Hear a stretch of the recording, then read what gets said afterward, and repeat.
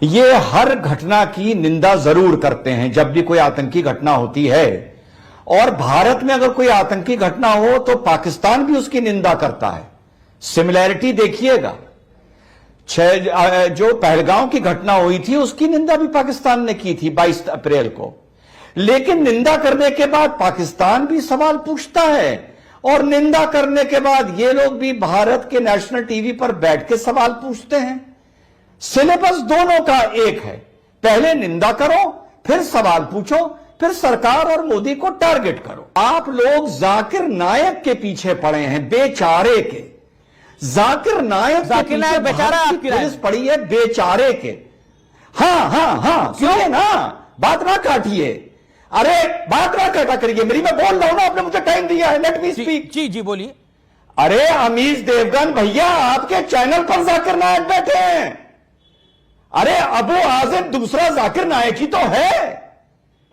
चार मीनार हैदराबाद का सांसद जाकिर नायक ही तो है। जाकिर नायक भी कौम को भड़का रहा है, ये भी कौम को भड़का रहे हैं, तो उसको काहे भगा रखा है? उसको भी भारत ले आओ, या इन लोगों के मुंह पे ताले लगाओ, या इन लोगों को जेल भेजो, या इनके खिलाफ भी वही कार्रवाई करो जो जाकिर नायक के खिलाफ की थी।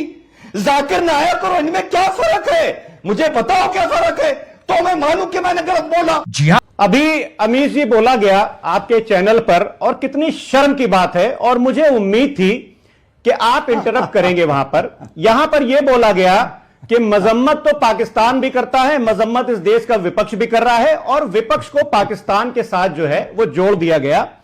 यह भी कहा गया कि आपके टीवी चैनल पर जो है वो जाकिर नायक बैठे हुए हैं, तो मैं तो सुरक्षा एजेंसियों से बोलूंगा कि न्यूज 18 को बंद करवाए फिर, अगर इस पर जाकिर नायक बैठे हुए हैं।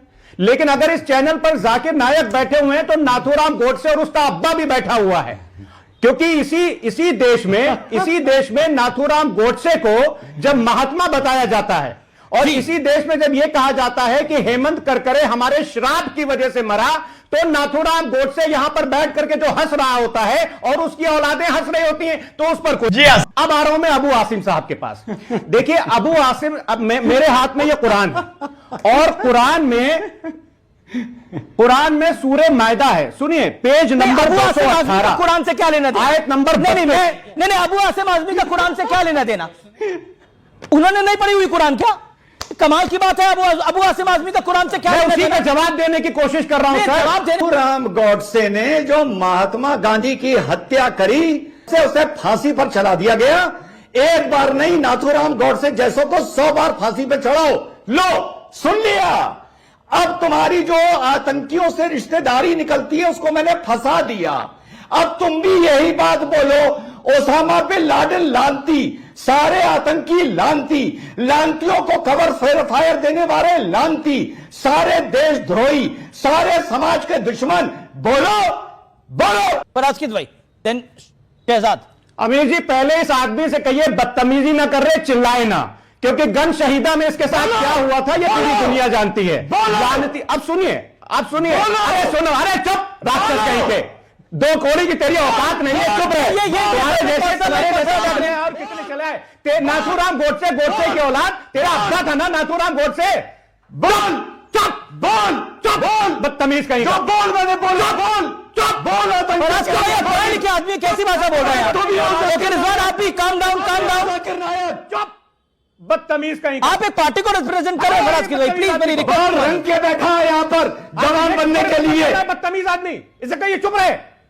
वो अपनी टर्न पे बोले, अरे बोलना जो मैंने नाथूराम के लिए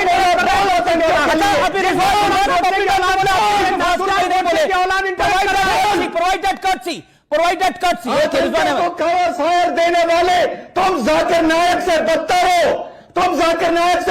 हो, तुम नाथूराम गोडसे से बदतर हो। नहीं देखिए, मैं ये कहना चाहता हूं अमीश भाई, ये कोई नई चीज नहीं है। जब भी कहीं कोई बड़ा धमाका होता है तो एक थ्योरी घड़ दी जाती है कि मुसलमान आतंकवादी हैं, एक लाइन खींच दी जाती है, और उसी लाइन पर फिर सारे चैनल, सारी डिबेटें, सारा सोशल मीडिया फिर उसी लाइन पे चलता है। सुनिए एनआईए, सुनिए, अरे सुनो तो भाई, एनआईए का स्टेटमेंट आया है, उन्होंने कहा है कि हम धर्म या संप्रदाय के नाम पर जांच नहीं कर रहे हैं, हम सबूतों के नाम पर कर रहे हैं। अब ये जी, अमी जी, अमीर जी, बड़े बड़े माफियाओं के ऊपर 50 मुकदमे, 60 मुकदमे, 100 मुकदमे, अपहरण के मुकदमे, कत्ल के मुकदमे होते हैं, उनका कभी कन्विक्शन नहीं हो पाता सबूतों के अभाव में, गवाहों के टूटने की वजह से। तो क्या रशीदी उनको माफिया मानना बंद कर देगा क्या? पहली बात। दूसरी बात, हम इन्होंने बोला कि था मजहब कोई नहीं होता, इनको मजहब के साथ जोड़कर क्यों देख रहे हैं? मुसलमान अक्सर अपनी बात को लेकर, अपने मजहब को लेकर सुप्रीम कोर्ट जाता है, पीआईएल करता है। अब रशीदी भाई एक सुप्रीम कोर्ट में पीआईएल करेंगे कि जो भी आतंकी पकड़ा जाए या मारा जाए उसे कब्र नसीब नहीं होनी चाहिए, उसे गंगा जी में बहा दो, उसको गुस्ल नहीं देना चाहिए क्योंकि वो मुसलमान नहीं है, उसे गंगा में बहा के मछलियों को खिला दो। मुसलमान आतंकी जैसी कोई चीज ही नहीं होती तो काहे की कब्र? तो मेरे हिसाब से हम और रशीदी अगर एक पीआईएल करें तो क्या रशीदी मेरे साथ इसमें खड़े हैं? पैसे मैं नहीं लूंगा, सिर्फ वो अप्लाई कर दे, मुकदमा मैं सुप्रीम कोर्ट में लड़ लूंगा। मतलब आप कह रहे हैं अदालतनामा साइन कर दें? ओके हमीश भाई, हाँ, बस जी, रशीदी अदालतनामा साइन कर दें। हाँ, मैं इस आदमी की शक्ल देखना नहीं चाहता, ये कह रहे हैं पीआईएल में मेरे साथ आ जाएं। बेवकूफ लोगों के साथ नहीं लगता मैं।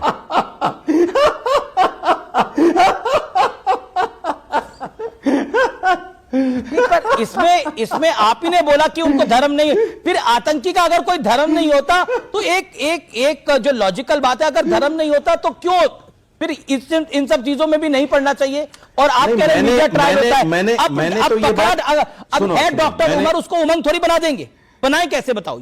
अल फला मस्जिद का मौलाना अगर पकड़ा गया है तो हम क्या बनाए उसको?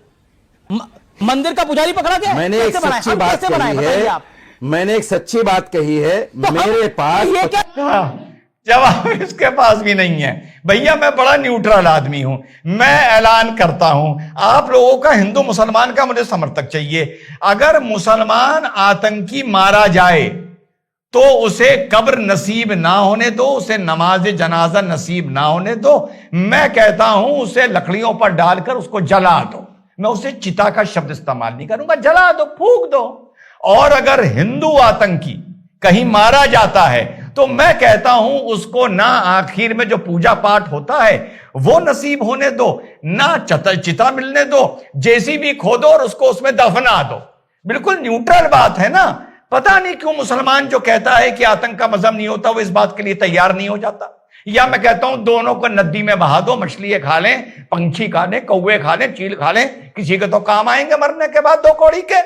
यार इसके लिए भी ये लोग तैयार नहीं होते, मुझे समझ नहीं आता दोनों तरफ की। हमारा हुब्बुल वतन हमारा ईमान है, love for your country is love for your religion. लेकिन ये लोग को बार बार अपना मीडिया ट्रायल करना है, अपनी जबान चलानी है और बताना है if you are a Muslim in this country आपको सर्टिफिकेट देना होगा। कोई दहशतगर्द कोई ब्लास्ट करे, अभी ये शहजाद पूनावाला भाई बता रहे थे ये ब्लास्ट वो ब्लास्ट ये ब्लास्ट, अरे मेरे हिंदुस्तानी भाई मरे हैं, मुझे दर्द है। मैं ये खून का कोई लहू का कोई धर्म नहीं होता भाई, सभी एक है, हिंदू एक है, मुसलमान एक है, सिख एक है। आपको दिखना है, अरे रंग हिंदू का रंग मुसलमान का रंग अलग है क्या? मेरी अंग आपके अंग से अलग है क्या? बार आपको एंगल, अरे बस करो यार, किसी का भाई मरा है, किसी की बहन मरी है, किसी की मां उजड़ी है, किसी का सुहाग उजड़ा। आखिर नाया करो, इनमें क्या सैयद अब्बास भाई ने बहुत अच्छा एक मोनोलॉग बोला, इस्लाम का वास्ता दिया, कुरान का भी वास्ता दिया, बड़ा अच्छा लगा मुझे सुन के। अब्बास भाई यार मैंने तो सुना था मूर्ति पूजने वाले और हजूर पर ईमान ना लाने वाले जहन्नम जाएंगे, तो जहन्नम जाने वालों से हम मुसलमानों वो हमारे भाई कैसे हो सकते हैं यार? जरा देश को समझाओगे? या तो ये बोल दो कि वो गलत लिखा है, ऐसा कुछ नहीं है, कोई मूर्ति पहुंच के भी अल्लाह ऑलमाइटी तक पहुंच सकता है। तो यार ये बोल दो कि जो ये लिखा है कि मूर्ति पूजने वाले जहन्नम जाएंगे, ये गलत लिखा है, ऐलान कर दो। ये शिर्क है, मैं इसमें यकीन बोलो। मैं जवाब बोलो। डॉक्टर रिजवान अहमद मेरे जो बड़े भाई हैं, प्रिय मित्र हैं, बहुत सारी डिबेट्स कर चुका हूं, सही लाजिम जवाब सवाल पूछा है और जवाब सुनिए। अरे भाई साहब, कुरान को पहले नुक्ते से लेकर आखिरी नुक्ते तक पढ़ो।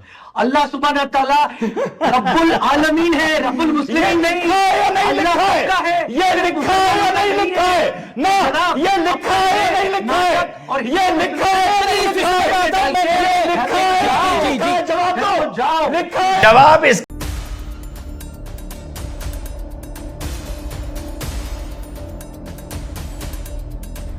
बताए जा रहे हैं दो डॉक्टर उमर और आमिर, जिन्होंने अपने व्हाइट कॉलर प्रोफेशन का फायदा उठाते हुए एनसीआर में नेटवर्क खड़ा किया था। सूत्रों के मुताबिक ये मॉड्यूल जनवरी 2025 से सक्रिय था और लगातार तैयारियों में लगा हुआ था। दिल्ली पुलिस और जम्मू कश्मीर पुलिस की संयुक्त जांच में यह भी सामने आया है कि आतंकियों ने दिल्ली से 2 और कारें मंगवाई थी। संभावना जताई जा रही है कि इन गाड़ियों का इस्तेमाल आगे के धमाकों में किया जाना था। जम्मू कश्मीर के पुलवामा, शोपिया और अनंतनाग जिलों से जुड़े कुछ कट्टरपंथी डॉक्टर अब जांच के दायरे में। 10 नवंबर की शाम 6:50 पर हुई उस एक विस्फोट ने दिल्ली को झकझोर दिया था। एक चलती i-20 कार में हुए धमाके से कई गाड़ियां जल गईं। अब तक 10 लोगों की मौत और 20 से ज्यादा घायल होने की पुष्टि हुई है। घायल LNJP अस्पताल में भर्ती हैं और इलाज जारी है। अब यह साफ होता जा रहा है कि दिल्ली में हुआ ब्लास्ट एक बड़े आतंकी नेटवर्क की साजिश का एक छोटा सा हिस्सा था, जिसे अगर वक्त पर नहीं रोका जाता तो 26/11 जैसी त्रासदी फिर दोहराई जा सकती थी, और लेकिन इस बार दिल्ली में।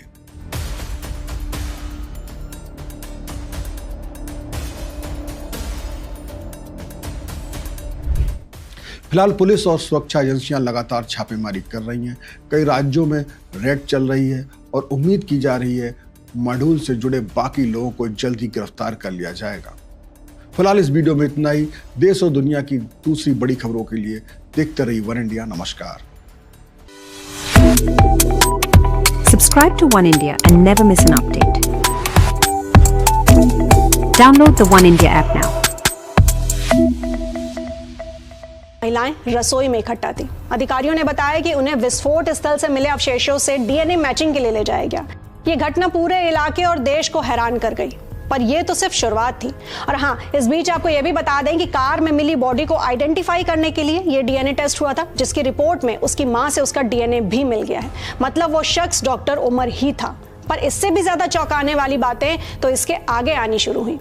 सबसे ज्यादा चौंकाने वाली बात है डॉक्टर उमर का शानदार एजुकेशनल ट्रैक रिकॉर्ड। परिवार से मिली जानकारी के मुताबिक कश्मीर घाटी के सबसे संवेदनशील जिलों में रहने के बावजूद उसने न केवल टफेस्ट कॉम्पिटिटिव एग्जाम्स में कामयाबी पाई, बल्कि सरकारी मेडिकल कॉलेज श्रीनगर से MBBS और MD की पढ़ाई भी पूरी की।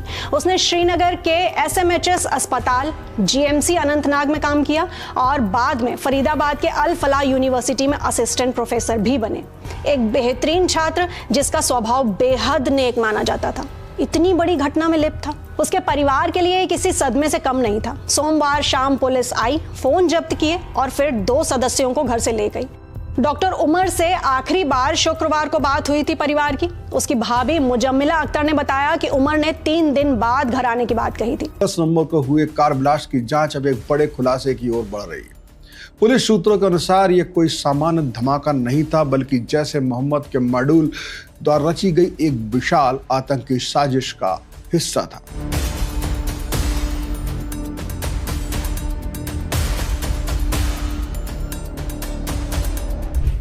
जांच में सामने नहीं होता। डॉक्टर उमर के घर से महज 1 किलोमीटर दूर कोयल इलाके के एक और डॉक्टर मुजम्मिल अहमद गनई का घर है, जिसे फरीदाबाद से गिरफ्तार किया गया है। मुजम्मिल ने भी जम्मू के बत्रा मेडिकल कॉलेज से MBBS और SKIMS से MD किया है। उसके पिता ने बताया कि वो रेगुलर फोन करता था और जुलाई में उनकी किडनी सर्जरी के वक्त घर भी आया था।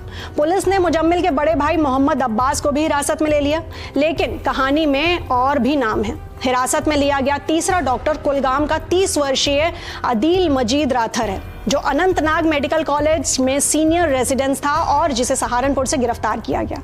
और मंगलवार को चौथे डॉक्टर पुलवामा के सज्जाद मलिक को भी पूछताछ के लिए हिरासत में लिया गया। कश्मीर में पैदा हुए ये 4 डॉक्टर्स अब इस आतंकवादी साजिश के संदेह में हिरासत में हैं। जो डॉक्टर आदिल की देखिए शादी में ही पहुंचे थे, हर रोज यहाँ पर करने के लिए आता था। आदिल को मैं मार्च महीने में यहाँ हॉस्पिटल में ज्वाइनिंग हुई थी और हॉस्पिटल के माध्यम से ही जानता था, और हॉस्पिटल के जैसे वो वर्क करते थे उसी के साथ हम यहाँ वर्क करते थे।